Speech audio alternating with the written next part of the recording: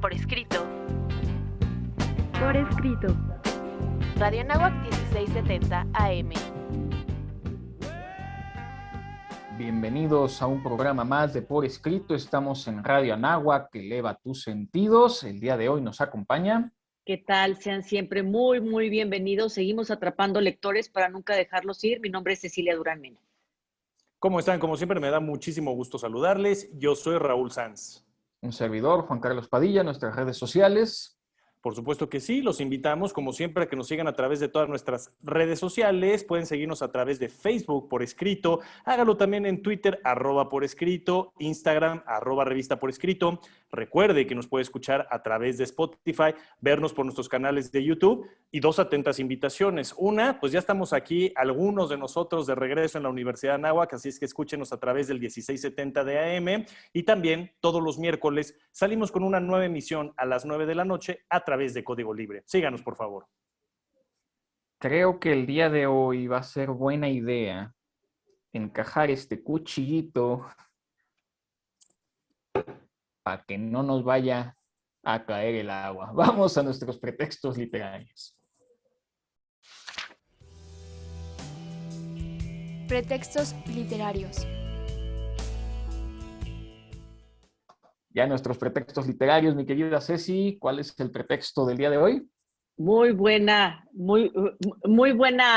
táctica, mi querido Juan Carlos, pero se va a tratar de llover y llover y a lo mejor de cantar debajo de la lluvia. Hoy vamos a hablar de un pretexto interesante porque es un pretexto que combina lo fantástico, que también combina lo religioso, que es un mito creacional y vamos a hablar del diluvio, de todas las oportunidades que la humanidad ha tenido para congraciarse con la fuerza creadora y cómo de repente esta fuerza creadora, a partir de diferentes tradiciones, ha dicho, ya estuvo bueno, estos señores se están portando muy mal allá abajo y entonces vamos a mandar una destrucción. Pero siempre hay alguien a quien se le va a dar como esa oportunidad de refundar la tierra. Y claro, me estoy refiriendo al diluvio, que es este acontecimiento que se representa en múltiples textos de las antiguas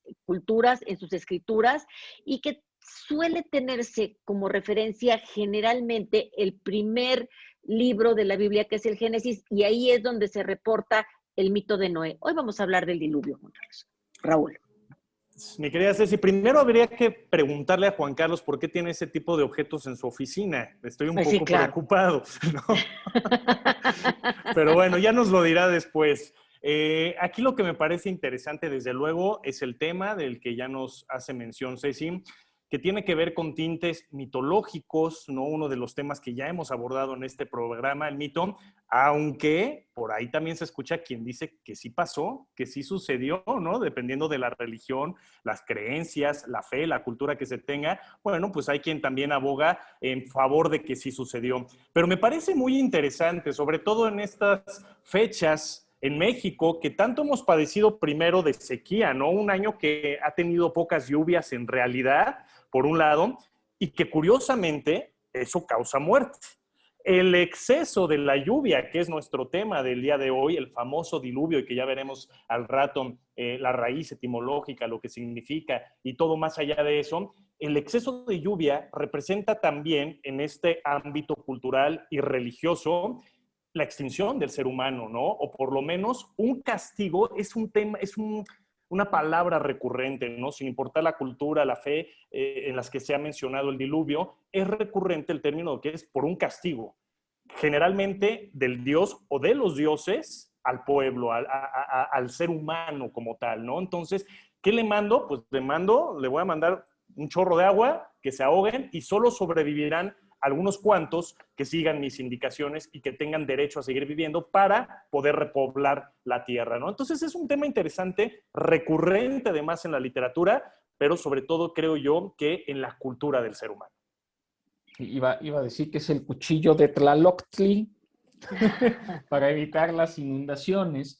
Y me parece pertinente que abordemos de una vez esta situación de lo etimológico del diluvio. Procede del latín diluvium, que lo interesante es que significa inundación, desbordamiento y lavado. Esto es relevante y es interesante en varios sentidos, porque no solo es que caiga lluvia, por supuesto, cae la lluvia y también se desbordan los ríos, y esto habla de un ciclo de, quizá lavado no sea correcto, pero sí como de reinicio, y eso es lo que vamos a encontrar en varias culturas, ya lo mencionaba Ceci, porque es una situación que se da en todos lados. Ya iremos viendo también un poquito la mitología comparada y por qué en ciertas regiones euroasiáticas se puede dar el tema del diluvio, pero lo que es muy curioso es que también en América vamos a tener lo mismo. Y ahorita quiero hacer referencia justo en esa inundación, a las inundaciones que se daban para el ciclo de la cosecha y la siembra entre los egipcios y el lago Titicaca en Perú será el otro que se va a desbordar, porque ahí ocurre algo muy curioso. En Lima, por lo menos, no sé si en el resto de Perú, no llueve. Es muy raro hablar de inundación o de un reinicio del ciclo del ser humano por castigo divino en una región donde no llueve. Eso está bastante extraño y regresamos al tema fantástico, ¿no, mi querida Ceci? Por supuesto, Juan. Y es que fíjate que, bueno, es algo muy curioso. Mesopotamia es la primera cultura que habla con el primer texto literario que tenemos rescatado de la humanidad, que es la épica de Gilgamesh. Y desde ahí ya se habla del diluvio. Y luego vamos a brincar a la cultura hebrea, pero también los egipcios hablan del diluvio, pero curiosamente los mayas también. Entonces, es muy chistoso como muchas culturas europeas del norte de África y de América hablan de lo mismo, pero ya culturas más al sur de África no hablan de eso. Por eso es por lo que, como bien decía Raúl, pareciera ser que esta inundación sí sucedió y pareciera ser que fue algo tan tremendo, esta inundación, que la humanidad en su conjunto quiere dejar registro de lo que sucedió antes de la inundación y cómo, como tú también lo decías, este diluvio se interpreta por los seres humanos como un acto de purificación, como una oportunidad de destrucción de todo lo que no funciona, de todo lo que está mal y como de regerminación de todo lo que debería de ser bueno para volver a poblar este planeta. Sí, de hecho a mí me gustó mucho lo que ya abordaba Juan Carlos cuando explicó precisamente la etimología, ¿no?, de la palabra diluvio, y de lo que más me quedé pensando cuando lo escuchaba precisamente es esta parte de lavado, ¿no? Hay que lavar, y esto se puede traslapar a muchos sentidos, ¿no? Desde vamos a lavar la tierra porque está muy contaminada, porque ya está muy deteriorada, pero también el lavado interno del alma, del ser humano, ¿no? Lo podríamos abordar ahí, que recapacite, que tenga un aprendizaje de todo lo que ha hecho bien y ha hecho mal y cómo puede reestructurarse, redefinirse para vivir en una mejor situación, en mayor armonía también, ¿no? Entonces, creo que esa palabra es clave, ¿no? Y bueno, nos queda poco tiempo, pero sí, iremos abordando desde... Me gusta mucho también, se aborda en Mesopotamia, el poema de Gilgamesh, que es de donde parte todo esto, pero quizá el más famoso de todos los contenidos del diluvio, pues es el Arca de Noé, ¿no? A lo mejor es el más popular y el rescatar a los animales, las especies, uno de sexo masculino y uno de sexo femenino, etcétera, etcétera, ¿no? Todo eso es lo que vamos a estar abordando y también, lo dejo para el rato, cuáles son todas las coincidencias en los textos que han hablado alguna vez del diluvio. Todos tienen más o menos 6, 7 coincidencias similares, ¿no? Entonces, lo abordaremos en un ratito más porque se nos acaba el tiempo.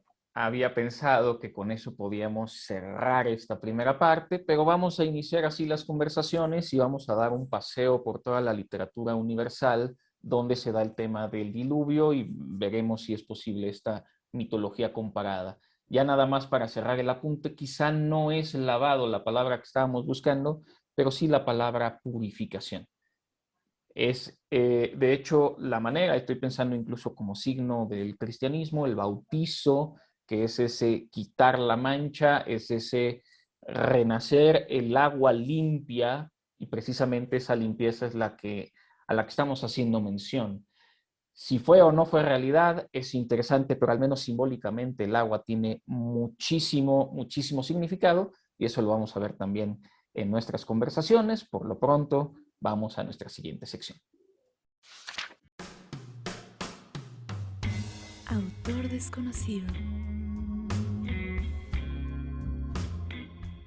Pues el día de hoy yo quisiera platicarles de algunos personajes que se inspiraron en este evento del diluvio y que no son tan conocidos. A ver, la historia del diluvio suele constituir un agente humano por medio del cual nos vamos a estar acercando a la divinidad.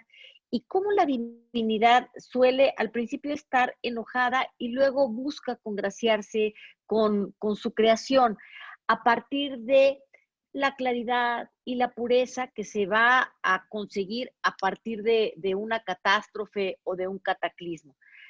Claro que estas reinterpretaciones las vamos a ir encontrando en diferentes, a lo largo de diferentes personajes por diferentes autores. Por ejemplo, James Benson Irwin fue un astronauta norteamericano quien, después de viajar a la Luna en 1971, se vio apoderado por un gran sentimiento religioso, el cual lo llevó a fundar una organización evangélica en Colorado Springs para que el objetivo que él tenía era una cosa verdaderamente así como que alucinante, y era encontrar los restos del Arca de Noé, porque él estaba seguro de que eso existía. Entonces organizó una expedición en 1982 y en este viaje, evidentemente, no se encuentra nada, ¿verdad? Pero regresa y empieza a narrar toda la historia de esta búsqueda sobre el arca perdida. Donald Mackenzie es otro personaje que se obnubila con el término del diluvio, y este escocés estuvo obsesionado desde joven con la historia del Arca de Noé.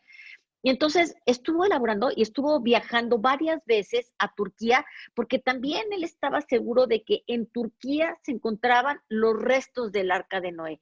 En 2010, tras encontrarse con la noticia de que hubo una expedición a Hong Kong en donde decían que se había encontrado el arca, Donald se dirigió hacia esta zona de Asia a visitar la cueva. Sin embargo, en el camino, una tormenta de nieve lo obligó a detenerse y ya nunca más se volvió a tener rastros de él. Albert Salvador es un escritor de Andorra. Él falleció en diciembre del 2020 y él escribió una novela que se llama El Informe Fenton, que reinterpreta la historia de la humanidad y coloca como verídicos y ciertos los acontecimientos que se consideran como mitos, y entonces se incluye, por supuesto, el diluvio universal.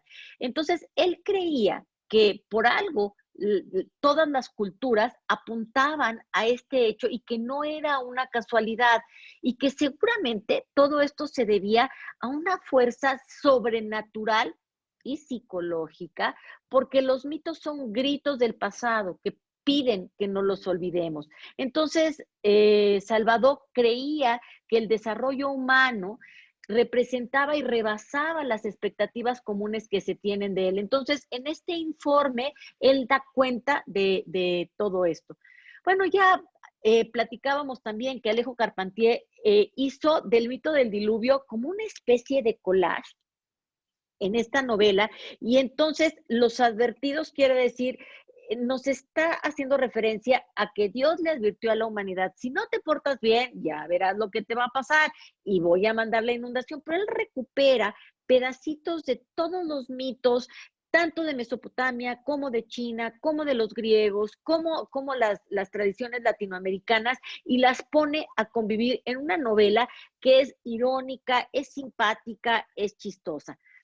Y es curioso, pero yo creo que uno de los grandes mitos que recuperamos del Génesis se ha llevado mucho a la literatura infantil. La literatura infantil tiene como la tarea más relevante acercar a los nuevos lectores a temas que les puedan resultar interesantes. Y el tema de los animales siempre ha sido muy relevante en la literatura infantil. Yo creo que por eso el Arca de Noé siempre ha tenido un atractivo. Ya Raúl nos recomendaba la lectura de su novela infantil, que hay que recuperarla, me parece muy importante leernos entre nosotros. Y también hay otros dos que me gustaría recomendar: La historia de por qué los perros tienen el hocico húmedo, y también Ur, libro de lluvia.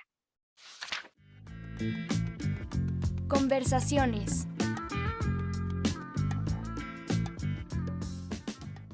Había pensado iniciar el programa diciendo ahí va el agua, pero sí iba a entender bastante mal. No, eso es otra cosa. No. Lo bueno es que me encontré el cuchillo de Tlaloctli y mejor le pedimos que no llueva el día de hoy. ¿Qué les parece si las conversaciones las inicia Raúl y nos dice cuáles son, como había prometido al inicio del programa, estas coincidencias que tienen todos los temas del diluvio?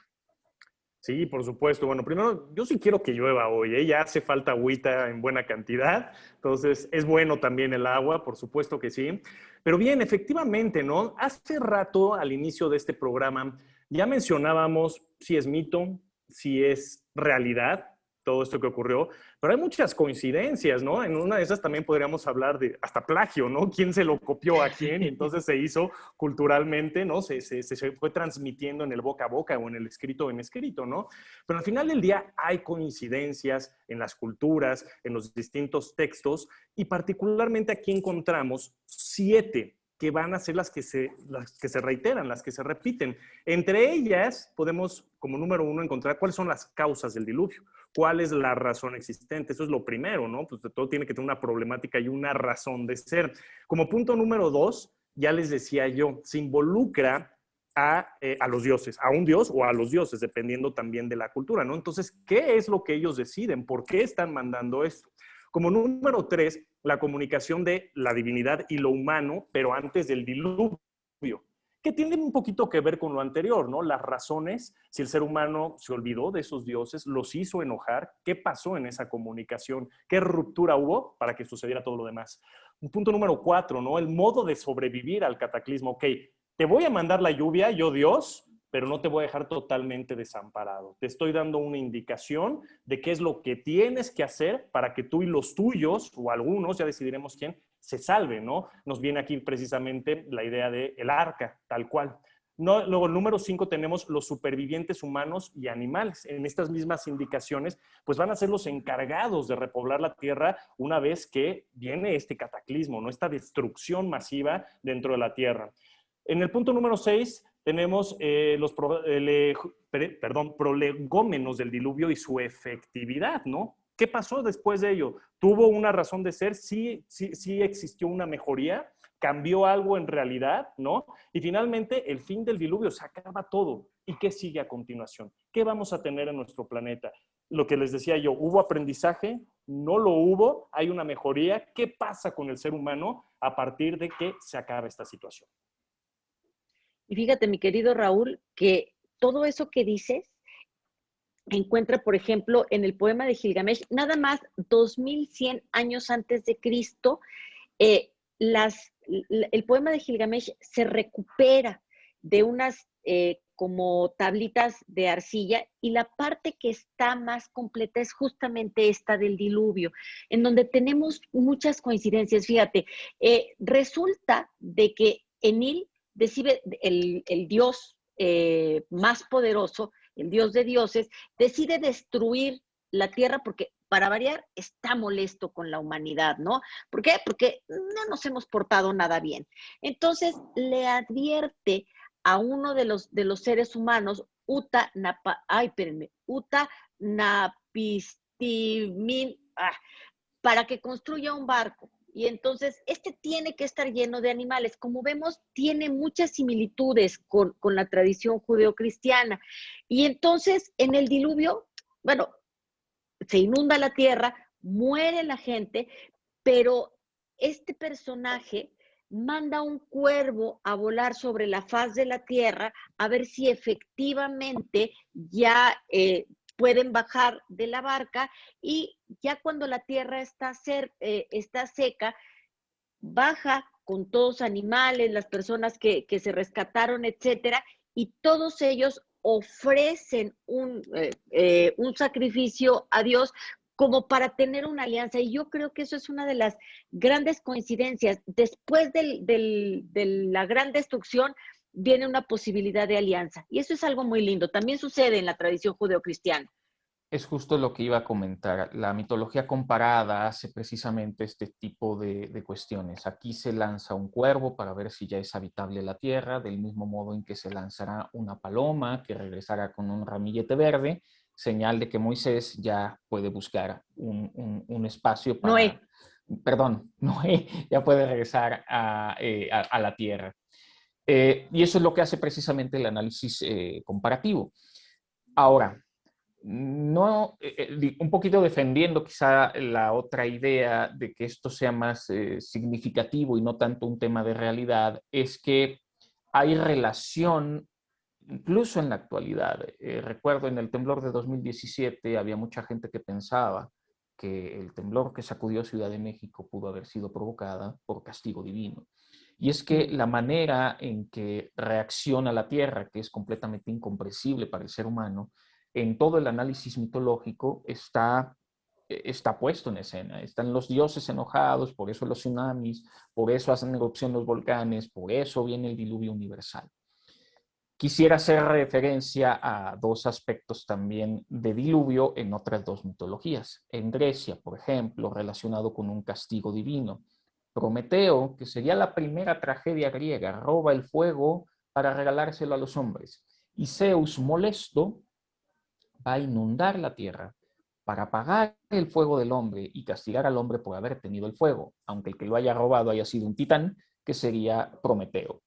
Con esta inundación, contará Platón, se inundará la Antártida, la Atlántida. La Atlántida queda sumergida y por eso desaparece y por eso no tenemos ningún rastro de esa ciudad utópica.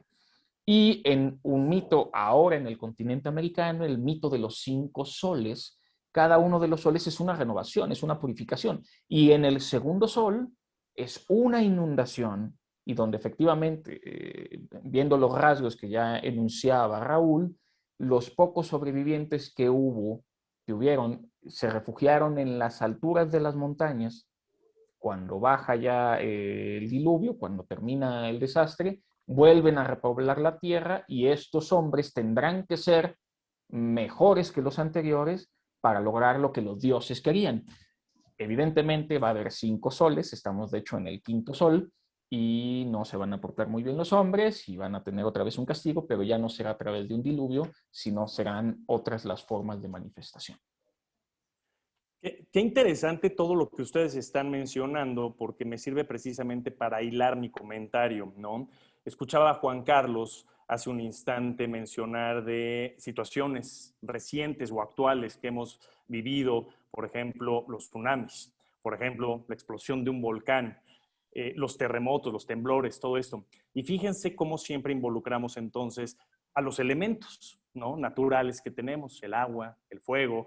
Hablaba ahorita Juan Carlos de Prometeo, ¿no? Y entonces se mezcla, hay elementos del fuego que tienen que ver también con la tierra, pero por supuesto también con el agua, ¿no? Entonces es muy interesante porque hoy estamos hablando del diluvio como tema, pero me parece muy pertinente mencionar al agua también como tema o subtema, porque se desprende íntimamente de lo mismo, ¿no? Entonces es muy interesante en este contexto que estamos viviendo. ¿Cuántas veces no escuchamos nosotros? Por ejemplo, ahorita Juan Carlos utilizó ya la gran palabra. Habíamos dicho inicialmente lavar y ya lo delimitó a purificación, que me parece todavía más válido. Pero ¿cuántas cosas no estamos viviendo que nos hacen escuchar 1000 veces que la Tercera Guerra Mundial va a ser, ¿cuál va a ser la razón? Pues el agua. La falta de agua, ¿no? Y fíjense qué interesante, este líquido es vital para nosotros para subsistir, para vivir. Sin él no podemos vivir.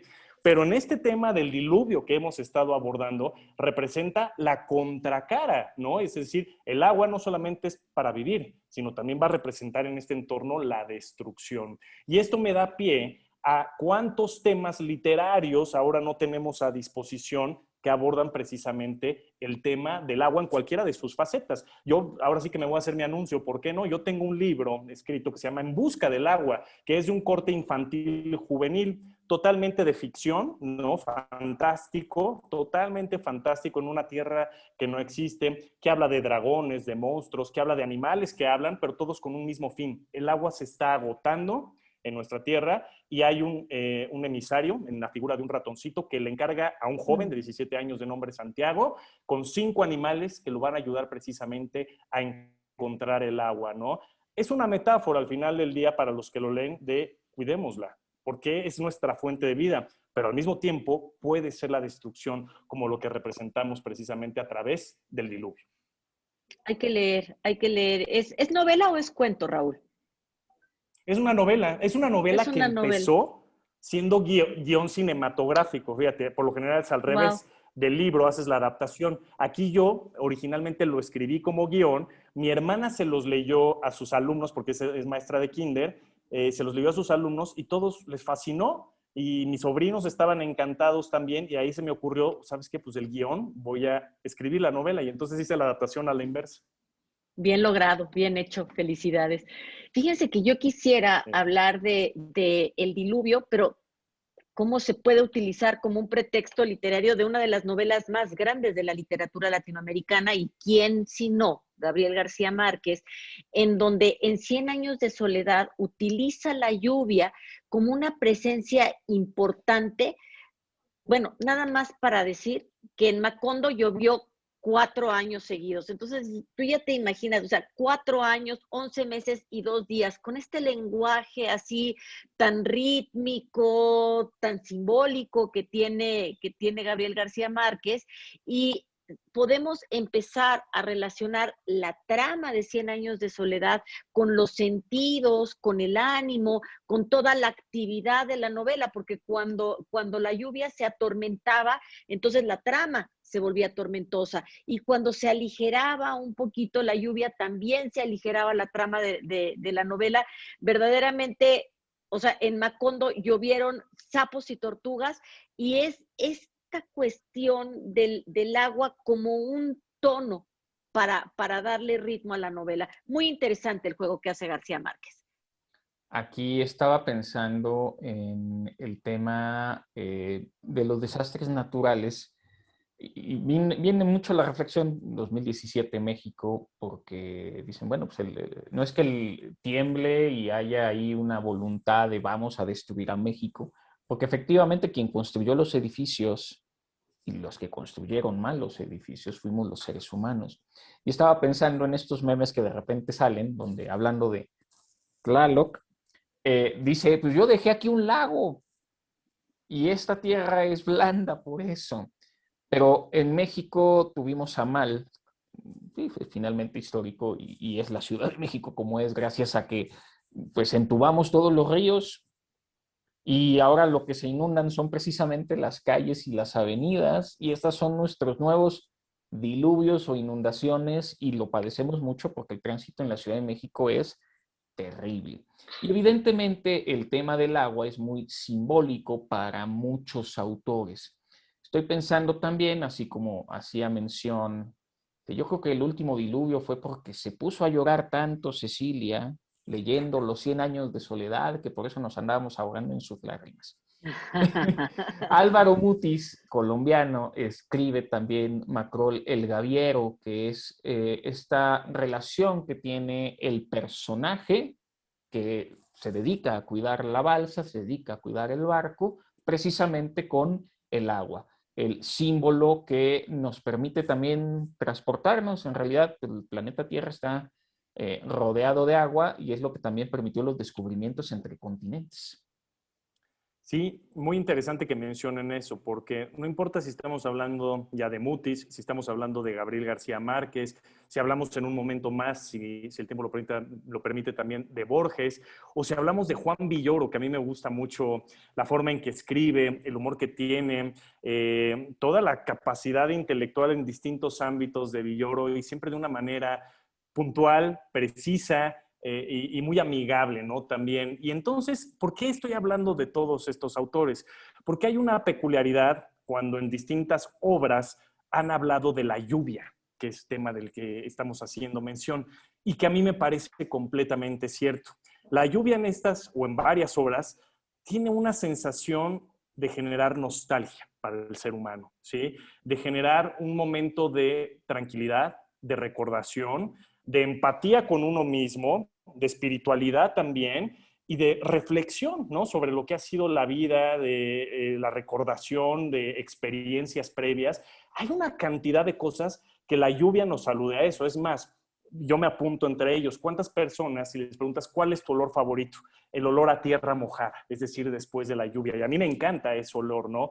O me encanta estar precisamente sentado y desde mi ventana ver que está cayendo un aguacero y las plantas, los árboles empiezan a gotear y al ratito sales y el ambiente cambió, te sientes en otro entorno, en un entorno purificador justamente de lo que hacíamos mención. Entonces, es muy interesante porque sí genera nostalgia. Y yo cuando pienso o cuando me toca vivir días como el que estamos en el día de hoy, completamente nublado y que sé que va a llover al ratito, siempre me remite a una época que disfruté enormemente, que abarcó por ahí de mis 11 años de edad a mis 20 años de edad, en la que mis mejores amigos precisamente pertenecen a la colonia en la que yo vivía, a la calle en la que vivía, que ahí nos hicimos amigos, que somos siendo amigos el día de hoy, y precisamente me remite a cuando salíamos, cuando había tantos terrenos alrededor, casi no había casas, y te subías a los árboles y llovía y te empapabas y lo disfrutabas, y jugabas fútbol lloviendo, y todo eso me remite precisamente a la lluvia. Es una recordación muy positiva para mí, y quizá por eso a mí sí me gustan mucho los días de lluvia. Y brincar charcos, Raúl, era padrísimo. Luego te regañaban porque llegabas toda llena de lodo y en fin, pero brincar charcos era la cosa más divertida que había. Fíjate que ahora que hacías todas estas descripciones, pensaba en cómo, por ejemplo, para Rosario Castellanos y para Jaime Sabines, es tan importante la lluvia en sus descripciones, y ahora que hablabas de las gotitas y de cómo escurre una gota sobre las hojas de los árboles después de la lluvia y tal, pensaba en estas descripciones tan hermosas que hacen tanto Rosario Castellanos como Jaime Sabines, porque ellos nacieron y vivieron en una de las regiones más húmedas del país, que es Chiapas. Y lo mismo sucede, por ejemplo, con Jorge Isaacs o con Laura Restrepo, bueno, con el propio García Márquez, en Colombia, que Colombia también es una región, es un país extremadamente húmedo. Entonces, creo que por eso, o sea, estas condiciones climatológicas, climáticas que te llevan a esa inspiración, a tomarte un cafecito, a lo mejor a tomarte un buen tintico, como dicen ellos, o por qué no, una buena copa de tinto, y entonces convocas a las musas y hay muy buenos pretextos para poder hacer literatura. Ya había hecho Raúl la alusión, así como recuerda favorablemente los días de lluvia, que yo no disfrutaba tanto, la verdad. Aunque sí, jugar fútbol en la lluvia siempre fue bueno. El exceso de lluvia se vuelve malo. Y por eso decimos que nos llueve sobre mojado, que son expresiones que utilizamos cotidianamente y a veces ya no pensamos mucho por qué decimos lo que decimos. Pero bueno, vamos a ir cerrando el programa con recomendaciones y voy a comenzar, más que por recomendar libros, voy a recomendar 2 películas. Por supuesto, ya he hecho muchas veces alusión a ella, la película de Noé, de Aronofsky, porque es fantástica. A mucha gente no le gustó porque no está basada únicamente en el Noé, que ya andaba yo confundiendo con Moisés, pero es nada más la cabeza la que me engañaba.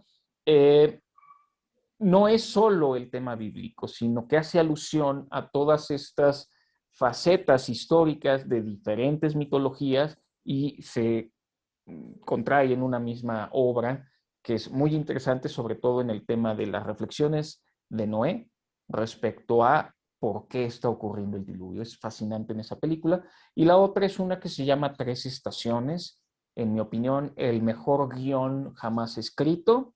Es una película tailandesa donde las 3 estaciones serán la primavera, bueno, más bien el verano, el otoño y el invierno. Y en el verano, que es donde llueve, es la historia de un niño y una serie de historias que se entremezclan, donde llueve todo el tiempo y al niño le llueve sobre mojado, y sin embargo, con la misma lluvia alcanza el niño a entender el significado de la vida cuando él está apenas comenzándola. Esas serían mis dos recomendaciones. Juan Carlos me Yo hizo... rápidamente, Ah, perdón, Ceci. No, perdóname, adelante, adelante. Es que como íbamos en el otro orden, pero vas, mi querida Ceci. Sí, es que estamos renovando el Perdón. programa con la lluvia. Perdóname, Raúl, no quise atropellarte. Rápidamente quisiera recomendar de Jorge Isaacs María, que es la lluvia, la compañera de personajes y de lectores a lo largo de toda la novela. Muy buena y entrañable. Se van a sentir húmedos, ya verán, les va a gustar. Perdóname, Raúl. Juan Carlos me hizo pensar con Llueve sobre mojado en una canción de Joaquín Sabina y Fito Páez, muy buena, escúchenla, les va a gustar. Yo había pensado en recomendarles también Noé, qué bueno que lo hizo Juan Carlos, gran película porque es distinto a lo que conocemos precisamente y Aronofsky es un genio, entonces gran recomendación. Y si lo que quieren es reírse en otra versión completamente del diluvio, pues vean El Todopoderoso con Steve Carell también, que es una versión completamente distinta también. Y no solo eso, en este efecto transmediático en el teatro tenemos muchas veces montada El Diluvio que viene también. El diluvio Entonces, que viene. ahí quedan muchas opciones. Despedimos el programa, por favor. Pues seguimos atrapando lectores para nunca dejarlos ir. Escúchenos en este programa de Por Escrito y agradezco a Valeria y a Lara que me ayudaron en la redacción de este guión. Escúchenos en el 1670 de AM de Radio Anáhuac. También nos puede ver y escuchar en Código Libre todos los miércoles a las 9 de la noche. Y pues yo soy Raúl Sanz. Nos encontramos la próxima semana. Iba yo a sacar un paraguas, pero soy muy supersticioso. Soy Juan Carlos Padilla y despedimos el programa, no sin antes agradecer a Valeria Martínez y a Brandon Curly por hacer posible este programa. Nos vemos y escuchamos la próxima semana.